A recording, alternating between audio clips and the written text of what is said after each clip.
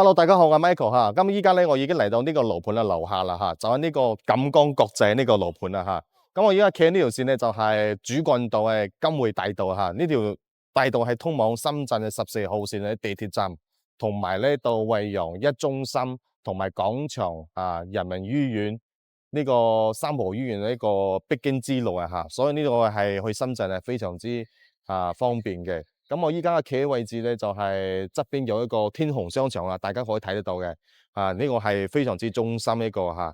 咁咧紅綠燈過去紅綠燈嗰度咧，就係到市政府廣場對面就係一個人民廣場啦。好多人咧都係嗰邊散步嘅嚇。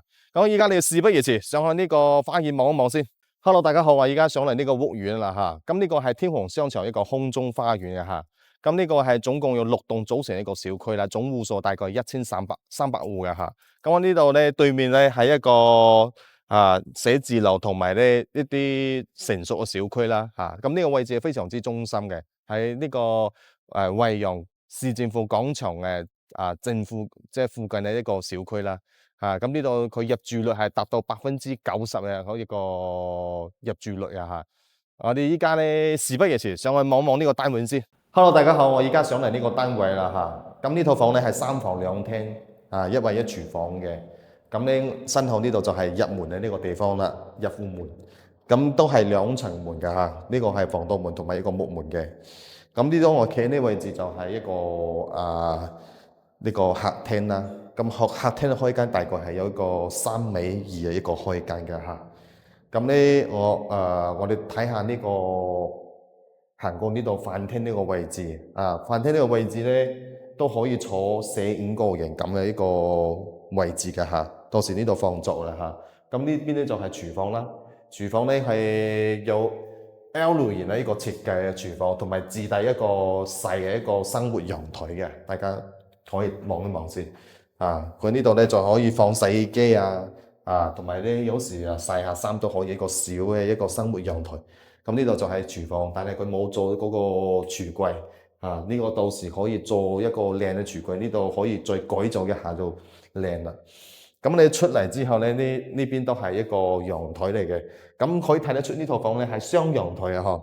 咁呢個陽台就係都 OK 嘅嚇，都放曬下衫光線係非常之好呢個係中低樓層啦，同呢度睇落去視野咧非常之闊綽嘅，可以睇得好清楚睇得出對面嗰棟樓咧，嗰啲陽台咧住咧全部曬咗衫，可以睇得出呢個地方入住率係非常之高嘅因為呢個係惠陽最中心嘅地段啦，一中心就係前面嗰度可以睇得到啦咁我哋睇下呢個房間啦，咁呢度過嚟呢個位置咧就有一個房間嘅呢個房間有10個平方度嘅陽台咧係一個飄窗，同埋採光非常之好嘅，同頭先嗰個陽台係一樣一個方位都可以睇得到外面嘅小區同埋寫字樓呢附近嘅商業咁我哋再睇下其他地方。